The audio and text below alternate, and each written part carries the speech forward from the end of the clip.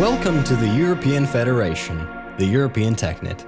My name is Cole, and I'm being forced to record this video by my colleagues. Honestly, Harpy should have been the one doing this. In the past 60 years, Europe has changed fundamentally year by year. Ever since the early 21st century, there has been discussion of Europe morphing into a single federation, which finally came to being in the year 2044, thanks to the efforts of several European federalist organizations, the European Technocracy movement, and even the German Social Democrats. As the total reformation of government was needed, new parties formed quickly in unison.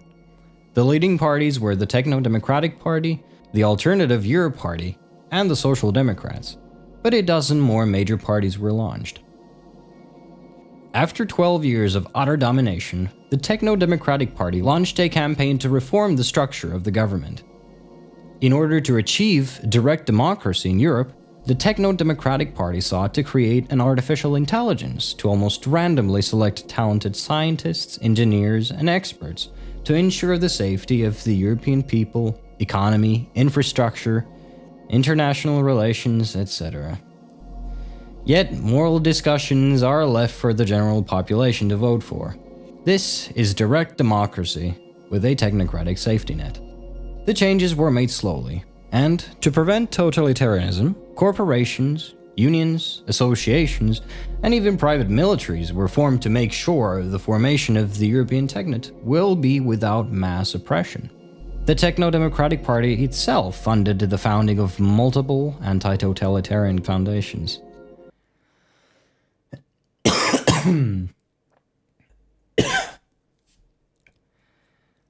The general European population had a positive outlook on the system, and after 4 years the changes were finished.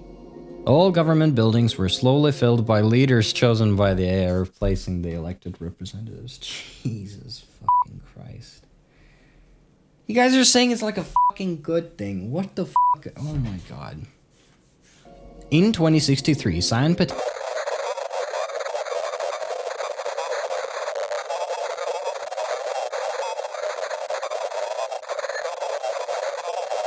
into the atmosphere, which caused the government to enter crisis management mode.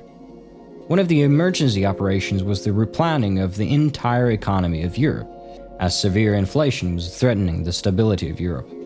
The strategy the parliament decided to go forward with was something rather surprising.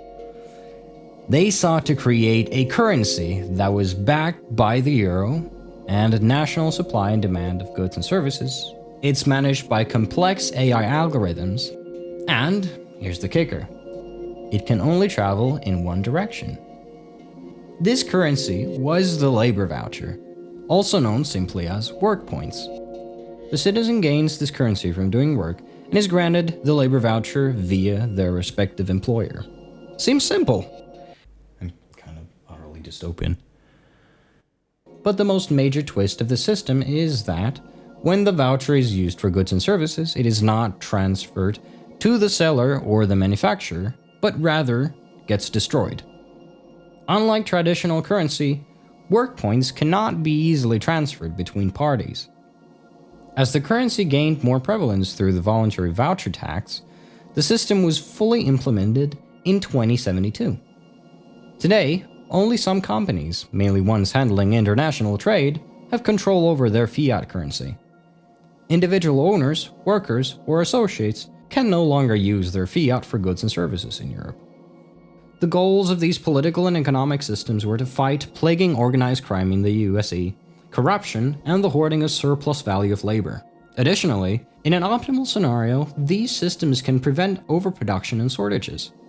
In the modern age, these are believed to be the best ways to ensure equality of opportunity for everyone, no matter one's roots, while also incentivizing productivity. However, labor is not a requirement for survival in the European Federation. If a citizen is a student or is not capable of labor, they're granted support directly from the government to ensure their well-being and joy of life. As these people do exist, healthcare must remain as a free service funded by the government. Wait, how is this any fucking different from how things were 50 years ago? Oh god, this is my favorite. There has been much discourse on the innovation in the field of thought policing.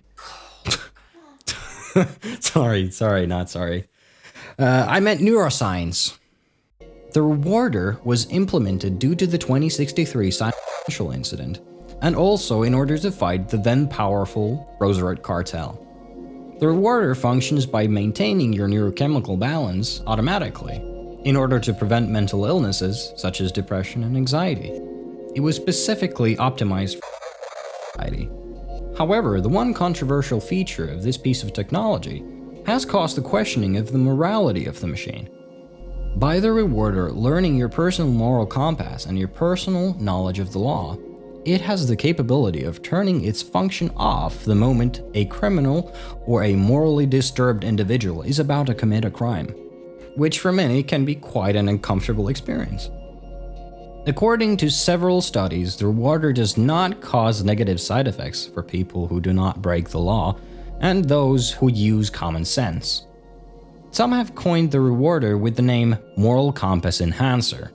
It has also been reported that the rewarder can significantly increase work satisfaction and workplace congeniality.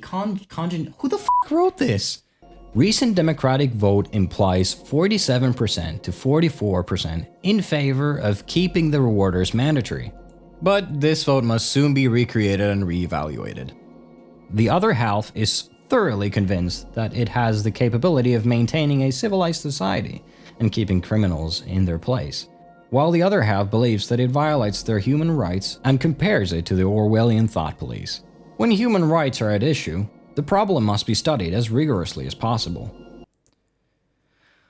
Oh my god, this text is such thick fucking garbage. Oh my god. Do you guys stand by this shit? Knowing me, you put me to fucking read this? Oh my fucking god. This shit is why I'm fucking miserable. You and your shitty fucking politics and your sheep-ass brains. You keep me miserable. Fuck you and fuck you and fuck you and fuck. You really got the best guy for this, didn't you? I bet this is really funny to y'all. You know. Welcome to the sixth circle of modern fucking hell.